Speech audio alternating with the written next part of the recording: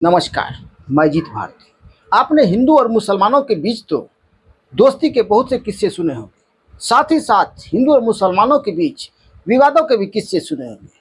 लेकिन आपने ऐसा किस्सा कम ही सुना होगा जब कोई मुसलमान किसी हिंदू के लिए अपनी जान की कुर्बानी देते हैं। आज हम आपको एक ऐसा ही वाकया सुनाने और दिखाने जा रहे हैं जिसे देखकर आप भी दांतों तले उंगली दबा। आए दिन देश में रोज कहीं ना कहीं हिंदू और मुसलमानों के बीच कोई न कोई विवाद होती ही रहता है और इस विवाद पर, इस जगह पर नमक छिड़क कर हमारे देश के नेता अपनी राजनीतिक रोटियां सेकने में लगे रहते हैं।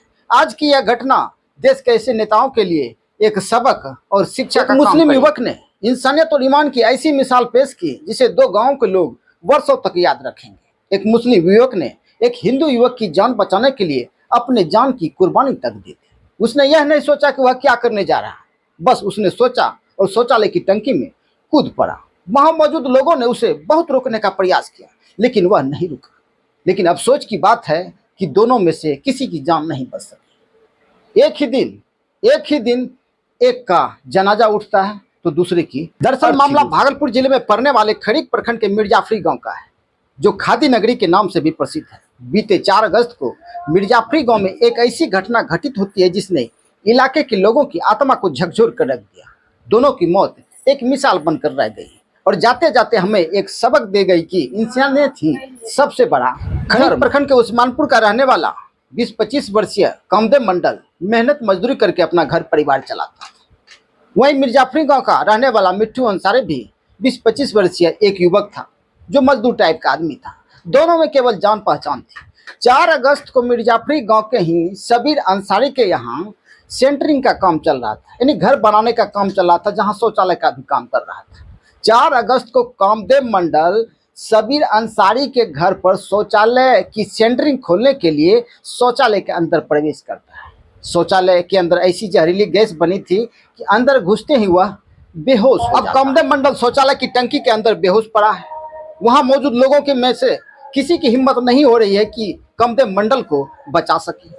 शोर शराबा होता है, आसपास के लोगों की वहां भीड़ जमा हो जाती है।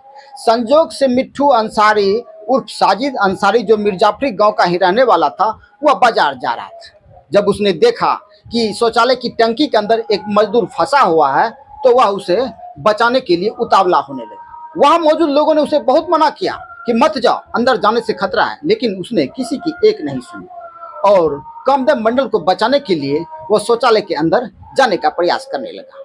इसी दौरान वह भी शौचालय के अंदर गिर पड़ा। फिर क्या, मिट्ठू अंसारी भी शौचालय के अंदर फंसकर रह गया। वहां मौजूद लोगों में से कोई उसे बचा। अब शौचालय की टंकी के अंदर ऐसी जहरीली गैस बन रही थी कि मिट्ठू अंसारी भी जब अंदर गिरा तो वह भी कुछ ही देर में बेहोश हो गया। मिट्ठू अंसारी कामदेव मंडल को क्या बचाता, वह भी वहां बेहोश होकर पड़ा रहा।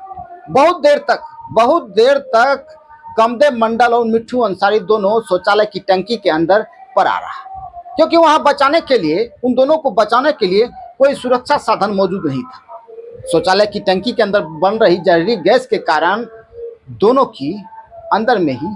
तब वहां के लोगों द्वारा, ग्रामीणों द्वारा स्थानीय पुलिस को सूचना दी जाती है। पुलिस वहां पर पहुंचती है। ग्रामीणों की मदद से दोनों मजदूर के शव को शौचालय की टंकी से किसी तरह निकाला जाता है। फिर पुलिस द्वारा पोस्टमार्टम के लिए भेजा जाता है। पोस्टमार्टम के बाद दोनों के शव को दोनों परिवारों को सौंप दिया जाता है। दोनों की मृत्यु के बाद एक ही दिन कामदेव मंडल की अर्थी उठती है, तो वहीं दूसरी ओर मिट्ठू अंसारी उर्फ साजिद का जनाजा। अब उस्मानपुर का रहने वाला कामदेव मंडल शादीशुदा था, उसके भी एक बच्चे थे, उसकी पत्नी थी। और मिर्जाफरी का रहने वाला मिट्ठू अंसारी भी शादीशुदा था, उसके 2 या 3 बच्चे थे। अब उसके बच्चों का क्या होगा, उसकी पत्नी का क्या होगा? यहाँ दोनों की मौत शौचालय की टंकी के अंदर जहरीली गैस का बनना ही नहीं है। वह ठेकेदार जो बिना सुरक्षा साधनों के मजदूर से काम करवा रहा था, इसके लिए वह भी जिम्मेवार है। यदि वहां सुरक्षा साधन, सेफ्टी साधन मौजूद होते तो संभवतः दोनों की मौत नहीं। अब सवाल यह उठता है कि अशोक नाम का ठेकेदार जो बिना सेफ्टी साधन के, बिना सुरक्षा साधन से मजदूरों से काम करवा रहा था, क्या उसके पास ठेकेदारी करने का, मजदूरों से काम करवाने का लाइसेंस था? यदि था तो सुरक्षा साधन वहां पे उसने उपलब्ध क्यों नहीं रखा? यदि नहीं था तो फिर वह काम कैसे करवा रहा है? यह तो जांच का विषय है।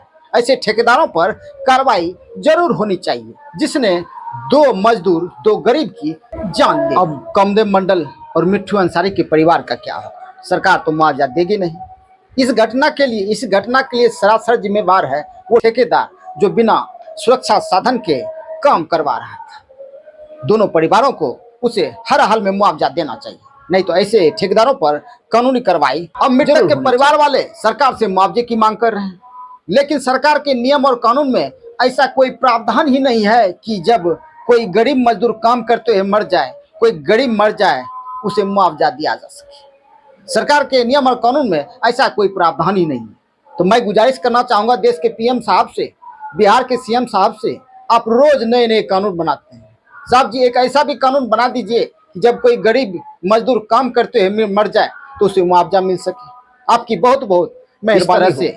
तो इस तरह से मिट्ठू अंसारी ने एक हिंदू युवक कामदेव मंडल को बचाने के चक्कर में अपनी भी जान गंवा दी।